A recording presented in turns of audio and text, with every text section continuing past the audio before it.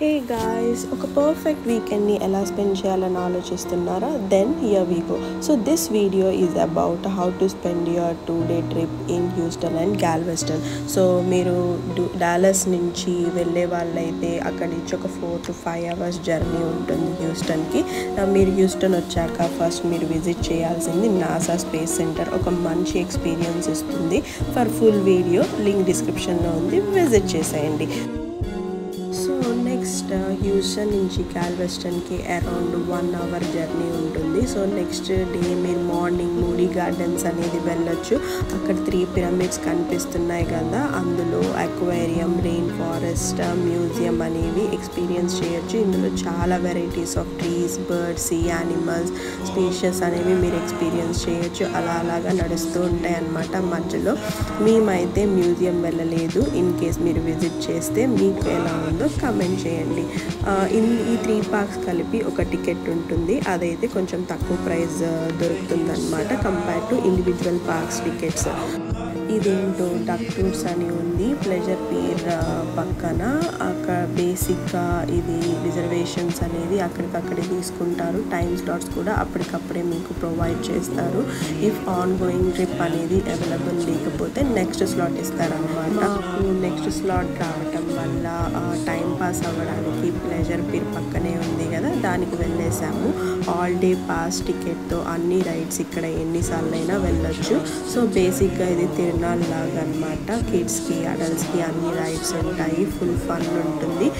Weekends అయితే adventure pass అనేది ఉంటుంది. 3 పార్క్స్ అండ్ 1 పాస్ అని చెప్పేసి. దీంతో పాటు ఆ పార్క్స్తో పాటు మీరు ఇందాక చూపించిన మూడీ గార్డెన్స్లో ఉన్న మ్యూజియం, అక్వేరియం అవి కూడా ట్రై చేయొచ్చు. మీకు అక్కడ బోట్ అనేది ఉంటుంది ఇన్ కేస్ అది అవైలబుల్ ఉంటే ఆ టైంకి. ఇది అయిపోయిన తర్వాత మాకు ఇచ్చిన స్లాట్ టైం వచ్చేసింది డక్ టూర్స్కి. మేము అక్కడికి వెళ్ళాము. ఇది టూర్ అబౌట్ ఒక 1 hour టూర్. బేసిక్గా దీంట్లో రోడ్ మీద సిటీ అంతా చూపించి వాటర్లో కూడా తీసుకెళ్తారనమాట. సో దిగాల్సిన అయితే పని ఏమి ఉండదండి. అండ్ సిటీ హిస్టరీ గురించి చెప్తూ ఉంటారు. And also like some kind of palaces like moody palace అనేది అలా కొన్ని పురాతనవి చూపిస్తూ ఉంటారు బయట నుంచేనండి.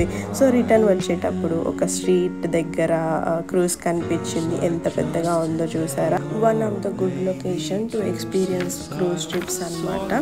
అండ్ నెక్స్ట్ ఈవినింగ్ టైంలో అలాగా స్ట్రాండ్ అనేది ఒక ప్లేస్ ఉంటుంది. అక్కడ మంచి చిల్ అవ్వచ్చు మంచిగా. అండ్ ఆల్సో లైక్ ఇక్కడ సీ ఫుడ్ రెస్టారెంట్స్ అనేవి చాలా బాగుంటాయి.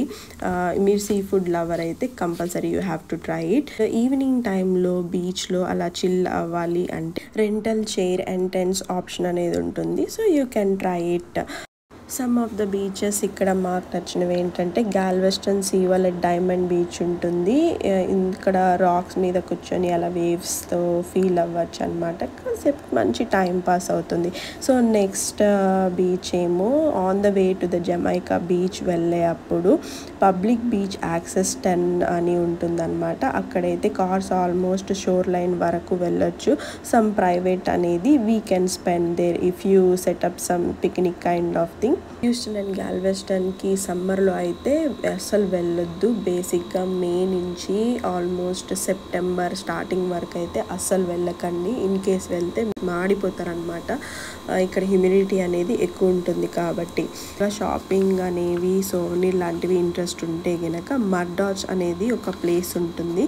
All kinds of decorative kind of stuff కొన్ని చాలా బాగున్నాయి ఇక్కడ.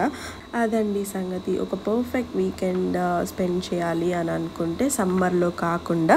So these 2 are the good places to visit. If you like this video, please like, share and subscribe to my channel. See you in next video. Bye bye guys.